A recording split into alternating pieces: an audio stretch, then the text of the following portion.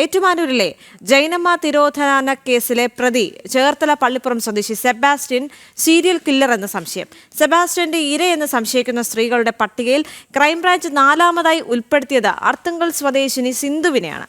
അതേസമയം സെബാസ്റ്റ്യന്റെ തെളിവെടുപ്പ് ഇന്നും തുടരുന്നുണ്ട്.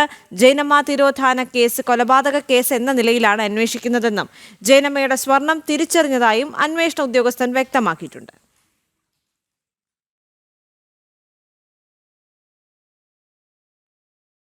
ഏറ്റുമാനൂരിലെ വളരെ സുപ്രധാനമായ ജൈനമ്മ തിരോധാന കേസിലെ പ്രതി ചേർത്തല പള്ളിപ്പുറം സ്വദേശി സെബാസ്റ്റ്യൻ സീരിയൽ കില്ലർ ആണ് എന്ന് സംശയമുള്ളതായി ഇപ്പോൾ പോലീസ് അറിയിച്ചിരിക്കുകയാണ്. സെബാസ്റ്റ്യന്റെ ഇരയാണ് എന്ന് സംശയിക്കുന്ന സ്ത്രീകളുടെ പട്ടിക അത് പരിശോധിച്ചപ്പോൾ ക്രൈംബ്രാഞ്ച് 4ാമതായി കണ്ടെത്തിയത് അർത്തുങ്കൽ സ്വദേശിനി സിന്ധുവിനെയാണ്.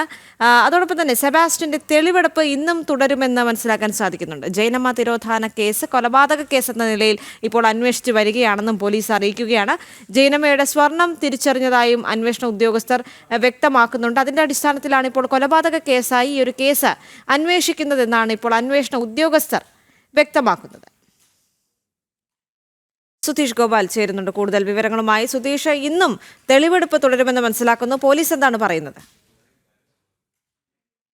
ദേവിക, ഇത് ഒരു സീരിയൽ കില്ലർ എന്ന ഒരു സംശയത്തിലേക്കാണ് സെബാസ്റ്റ്യനെ കുറിച്ചുള്ള അന്വേഷണം ഇപ്പോൾ എത്തി നിൽക്കുന്നത്. അതിൽ ഏറ്റവും പ്രധാനമായി പറയേണ്ടത് 2012 മുതൽ കാണാതായ 4 സ്ത്രീകളുമായി സെബാസ്റ്റ്യൻ ബന്ധമുണ്ടായിരുന്നു. ഈ 4 പേരുടെയും സാമ്പത്തിക ലാഭവും അതോടൊപ്പം തന്നെ സ്ത്രീ എന്ന തരത്തിൽ അവരെ ഉപയോഗിക്കുന്നതിനും വേണ്ടിയുള്ള ഒരു നീക്കം സെബാസ്റ്റ്യന്റെ ഭാഗത്തുനിന്ന് ഉണ്ടായിട്ടുണ്ട് എന്നത് തന്നെയാണ് പോലീസ് നിഗമനം. അതിൽ ഏറ്റവും ആദ്യം ഉണ്ടാവുന്ന ഒരു തിരോധാനം ബിന്ദു എന്ന ചേർത്തല സ്വദേശിനിയുടേതാണ്. അതിനുശേഷമാണ് കൃത്യമായ ഇടവേളകളിൽ മറ്റ് 3 സ്ത്രീകളെ കാണാതാവുന്നു. അതിലേറ്റവും അവസാനത്തേതാണ് ജൈനമ്മ എന്ന സ്ത്രീ. ഇതിനിടയിലാണ് ഐഷ എന്ന ഒരു സ്ത്രീ, അവർ പഞ്ചായത്ത് ജീവനക്കാരിയായിരുന്നു. പെൻഷൻ ആയതിനു ശേഷമാണ് ഇവരെ കാണാതാവുന്നത്. ഒരു ദിവസം ബാങ്കിലേക്ക് പോകാനിറങ്ങിയ ഐഷയെ പിന്നീട് കണ്ടിട്ടില്ല. ഇത് സംബന്ധിച്ച് മക്കൾ 2012 കേസ് രജിസ്റ്റർ ചെയ്തിട്ടുണ്ട്. ഇതിനു മുമ്പായിരുന്നു ബിന്ദു എന്ന ചേർത്തലക്കാരിയെ കാണാതാവുന്നത്. 2020 സിന്ധു എന്ന അറിയപ്പെടുന്ന ബിന്ദു എന്ന മറ്റൊരു അർത്തുങ്കൽ സ്വദേശിയായ സ്ത്രീയെയും കാണാതായി. ഈ 4 പേരും ഈ സെബാസ്റ്റ്യനുമായി ബന്ധമുള്ളവരായിരുന്നുവെന്ന് പറഞ്ഞാൽ പരിചയമുണ്ട്. ഏതെങ്കിലും തരത്തിൽ ഇവരുമായി റിയൽ എസ്റ്റേറ്റ് മേഖലയുമായി ബന്ധപ്പെട്ടോ ഒക്കെ പരിചയപ്പെട്ടിരുന്നു എന്നതാണ് അറിയാൻ സാധിക്കുന്നത്. ഇത് കാരണം തന്നെ ഈ കാണാതായവരുടെ എല്ലാം വീടുകളിലേക്ക് ഈ കാണാതായി ഏതാനും ദിവസങ്ങൾ കഴിയുമ്പോൾ അവരുടെ ഫോണിൽ നിന്ന് തന്നെ വിളി ചെല്ലുന്നു. ബന്ധുക്കളുടെ ഫോണിലേക്ക് വിളിക്കുന്ന ഒരു സാഹചര്യമുണ്ട്. ഫോൺ എടുത്തു കഴിയുമ്പോൾ കട്ട് ചെയ്യുന്നു. ഇത്തരം സമാനതകൾ ഈ കേസുകൾക്കെല്ലാം തന്നെ ഉണ്ട് എന്നതും ഏറെ പ്രത്യേകതയായി ഈ അന്വേഷണ സംഘം വിലയിരുത്തുന്നുണ്ട്. നിലവിൽ ജൈനമ്മയുടെ കൊലപാതകവുമായി ബന്ധപ്പെട്ട് ആദ്യം അത് തിരോധാനമായിട്ടാണ് കേസിൻ്റെ അന്വേഷണം തുടങ്ങിയെങ്കിൽ ഇപ്പോൾ അത് കോട്ടയം ക്രൈംബ്രാഞ്ച് കൊലപാതകം എന്ന നിലയ്ക്കാണ് അന്വേഷിക്കുന്നത്. ഈ കേസുമായി ബന്ധപ്പെട്ടാണ് ഇന്നലെ ആദ്യഘട്ട തെളിവെടുപ്പുകൾ നടത്തിയത്. അതിനുശേഷം ഇന്ന് 2ാം ഘട്ട തെളിവെടുപ്പ് നടത്താനാണ് തീരുമാനിച്ചിരിക്കുന്നത്. അത് സെബാസ്റ്റ്യൻ്റെ വീട്ടിലാവും തെളിവെടുപ്പ് നടക്കുക. ഈ വീട് സംബന്ധിച്ചിടത്തോളം ഈ വീട് നിൽക്കുന്ന ഏതാണ്ട് 2.5 ഏക്കറിലധികം വിസ്തൃതിയുള്ള ഒരു പുരയിടത്തിന് നടുവിലായിട്ടാണ്. ഇവിടേക്ക് ആരും തന്നെ മറ്റ് അയൽവാസികൾ പോലും അങ്ങനെ സാധാരണ കടന്നു ചെല്ലാറില്ലാത്ത ഒരു പ്രദേശമാണ്. അവിടെ നിന്നുമാണ് 2 ആഴ്ച മുമ്പ് ഇത്തരത്തിൽ അസ്ഥികഷ്ണങ്ങൾ കണ്ടെത്തുന്ന സാഹചര്യമുണ്ടായത്. അത് ജൈനമ്മയുടേതാണോ എന്ന സംശയമാണ് പ്രധാനമായും നിലനിൽക്കുന്നത്. ഇതിൻ്റെ DNA പരിശോധനയ്ക്ക് കൊടുത്തിരിക്കുകയാണ്. അതിൻ്റെ ഫലം വന്നാൽ മാത്രമേ ആരുടെ ശരീരമാണ് ഇതെന്ന് ശരീരാവശിഷ്ടമാണെന്ന് വ്യക്തമാവുകയുള്ളൂ.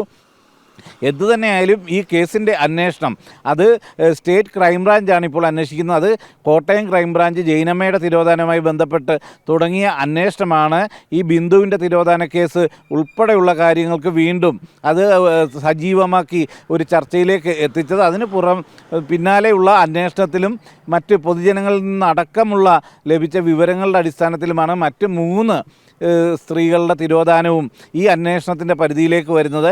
മറ്റ് 3 പേരുടെയും കേസുകൾ അന്വേഷിക്കുന്നത് ആലപ്പുഴ ക്രൈംബ്രാഞ്ചാവും. ക്രൈംബ്രാഞ്ച് SP-യുടെ മേൽനോട്ടത്തിലാണ് ഇതിൻ്റെ അന്വേഷണം നടക്കുന്നത്. എന്തു തന്നെയായാലും വലിയ രീതിയിലുള്ള ദുരൂഹതകളാണ് ഇതിന് പിന്നിൽ നിറഞ്ഞു നിൽക്കുന്നത്. ഈ സെബാസ്റ്റ്യനെ സംബന്ധിച്ചിടത്തോളം സെബാസ്റ്റ്യനുമായി ബന്ധപ്പെട്ട നിരവധി പേരുടെ മരണവും ദുരൂഹമായി നിലനിൽക്കുന്നു. നേരത്തെ ബിന്ദുവിൻ്റെ തിരോധാനവുമായി ബന്ധപ്പെട്ടുള്ള ചോദ്യം ചെയ്യൽ ആരംഭിച്ച ഘട്ടത്തിൽ സെബാസ്റ്റ്യൻ്റെ അടുത്ത സുഹൃത്തായ മനോജിനെയും ചോദ്യം ചെയ്യാനായി വിളിപ്പിച്ചിരുന്നു. എന്നാൽ തൊട്ടടുത്ത ദിവസം മനോജിനെ തൂങ്ങി മരിച്ച നിലയിൽ കാണപ്പെടുകയായിരുന്നു. മറ്റ് സെബാസ്റ്റ്യൻ്റെ ഒരു സുഹൃത്തിനെ റെയിൽവേ പാളത്തിലും മരിച്ച നിലയിൽ കണ്ടെത്തിയിരുന്നു. ഇങ്ങനെ നിരവധി മരണങ്ങൾ ഈ സെബാസ്റ്റ്യനുമായി ബന്ധപ്പെട്ട് തന്നെ ഉണ്ടായിട്ടുണ്ട് എന്നതാണ് നമുക്കറിയാൻ സാധിക്കുന്നത്. സെബാസ്റ്റ്യൻ മുൻപ് ഡ്രൈവറായി പോയ ഒരു വീട്ടിലെ വാഹനത്തിൽ ഡ്രൈവറായി പോയിരുന്നു. അവിടുത്തെ ഗ്രഹനാഥനും തൂങ്ങി മരിക്കുന്ന സാഹചര്യമുണ്ടായി. ഇത്തരത്തിൽ വളരെ ദുരൂഹത നിറഞ്ഞതാണ് സെബാസ്റ്റ്യൻ്റെ ജീവിതം. സെബാസ്റ്റ്യൻ ചെറുപ്പകാലം മുതൽ ഒരു ക്രിമിനൽ സ്വഭാവം പ്രകടിപ്പിച്ചിരുന്നു എന്നതാണ് നാട്ടുകാരും അയൽവാസികളും ബന്ധുക്കളും പോലും പറയുന്നത്. അത്തരത്തിൽ ഉദാഹരണമായി ഒരാൾ അടുത്ത ബന്ധു തന്നെ വ്യക്തമാക്കിയത് ഇദ്ദേഹത്തിൻ്റെ സഹോദരിയുടെ വിവാഹത്തിനായി സ്വർണം ബന്ധുവിൻ്റെ വീട്ടിൽ നിന്നും വാങ്ങിയിരുന്നു. അത് തിരികെ ചോദിച്ചതിന് അവരുടെ ഭക്ഷണത്തിൽ, അതായത് ആഹാരം ചോറ് വെക്കാനുള്ള ആ വെള്ളം തിളച്ചുകൊണ്ടിരിക്കുന്ന അതിനകത്ത് വിഷം കലക്കി ആ കുടുംബത്തെ മൊത്തത്തിൽ കൊലപ്പെടുത്താനുള്ള ഒരു ശ്രമം പോലും നേരത്തെ സെബാസ്റ്റ്യൻ നടത്തിയിരുന്നു എന്നതാണ് ബന്ധുക്കൾ ചൂണ്ടിക്കാണിക്കുന്നത്. അത്രയ്ക്കും ക്രിമിനൽ സ്വഭാവമുള്ള ഒരു വ്യക്തിയാണ് സെബാസ്റ്റ്യൻ. എന്നാൽ ഇന്നലെ തെളിവെടുപ്പിന് കൊണ്ടുവരുമ്പോൾ പോലും ഒരു തരത്തിലുള്ള ഭാവവ്യത്യാസവും ഇല്ലാതെയാണ് സെബാസ്റ്റ്യൻ ഇടപെട്ടിരുന്നത്. സെബാസ്റ്റ്യനെ കൃത്യമായി ചോദ്യം ചെയ്യുമ്പോൾ പോലും അതിനോട് സഹകരിക്കാൻ തയ്യാറാവുന്നില്ല എന്നതും അന്വേഷണ സംഘം വ്യക്തമാക്കുന്നുണ്ട്.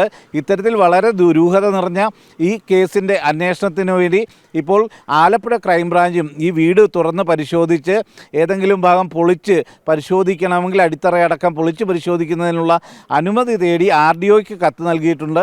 അതിൻ്റെ അനുമതി ലഭിക്കുന്ന മുറയ്ക്ക് ആലപ്പുഴ ക്രൈംബ്രാഞ്ച് ഈ അന്വേഷണം കൂടുതൽ ഊർജിതമാക്കും. ഇപ്പോൾ കോട്ടയം ക്രൈംബ്രാഞ്ചിൻ്റെ കസ്റ്റഡിയിലാണ് സെബാസ്റ്റ്യൻ ഉള്ളത്. അത് മിനിഞ്ഞാന്നാണ് കസ്റ്റഡിയിൽ വാങ്ങുന്നത്. 7 ദിവസത്തേക്കാണ് കസ്റ്റഡിയിൽ നൽകിയിട്ടുള്ളത്.